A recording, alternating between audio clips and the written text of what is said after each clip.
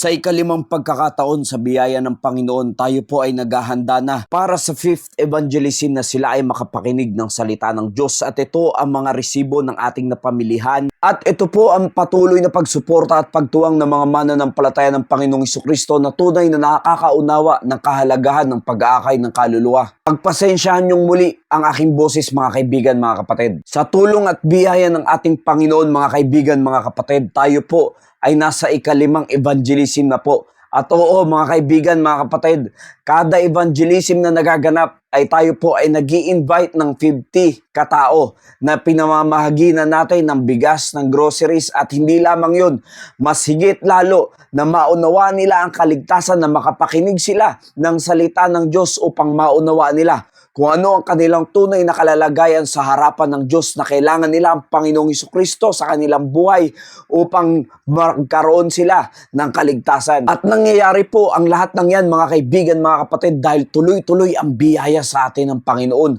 Sa mga mananampalataya sa iba't ibang sulok ng mundo na nakikituwang sa gawain ito, ako po ay nagpapasalamat sa Panginoon sa inyong buhay na inilalagay ng Panginoon ang conviction sa inyong puso na makatuwang sa gawain ito. Hindi ko po kakayanin mag-isa ito, mga kaibigan, mga kapatid. At ang bagay na ito ay hindi para sa kapurihan ng kung sino man sa atin, kundi ang lahat ng ito ay para sa Diyos lamang. Ginagawa natin ito.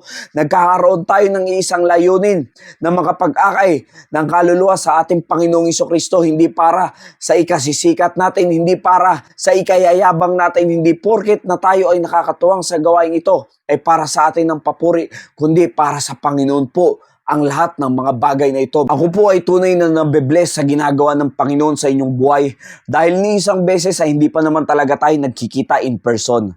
Nandito lang sa social media, pero sa biyaya ng Panginoon na nauunawaan ng bawat isang mananampalataya ng Panginoong Jesucristo na nakikituwang sa gawain ito, na meron lang tayong isang layunin, nauunawaan ang kahalagahan ng pag-aakay ng kaluluwa, na ang kahalagahan ng pagbabahagi ng salita ng Diyos, lalong-lalo na ang patungkol sa kaligtasan ng kaluluwa ng isang tao. Simula nung tayo ay nag-start sa evangelism, hindi na rin po tumigil ang biyaya ng Panginoon, na marami pa rin mga mananampalataya ng Panginoon ang tumutuwang sa gawain ito. Kaya tayo ay patuloy na nakakapamili ng mga groceries at naipamamahagi sa mga taong nangangailangan.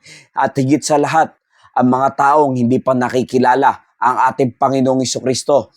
Kaya't mga kaibigan, mga kapatid, tayo po ay patuloy na magsama-sama sa pananalangin, hindi lamang sa financial aspect, mas lalong higit na mas kailangan natin ang panalangin ng bawat isa. Dahil ang bagay na ito ay para sa gawain ng Panginoon, para sa kanyang kapurihan at kaluwalhatian, na marami pang tao ang makakilala at makaunawa sa tunay na kaligtasan, at hindi nila maranasan ang kanilang sasapitin pag hindi nila tinanggap ang Panginoong Jesucristo bilang tagapagligtas, ang dagat-dagatang apoy. At sa tulong at biyaya ng Panginoon ay meron po mga bumabalik doon sa mga nakapakinig ng evangelism na gusto nilang magpatuloy na makaunawa ng salita ng Diyos, na mas kilalanin pa ang ating Panginoon, ang ating tagapagligtas. Kaya tayo po ay magpapatuloy lang sa isang layunin na ito, mga kaibigan, mga kapatid.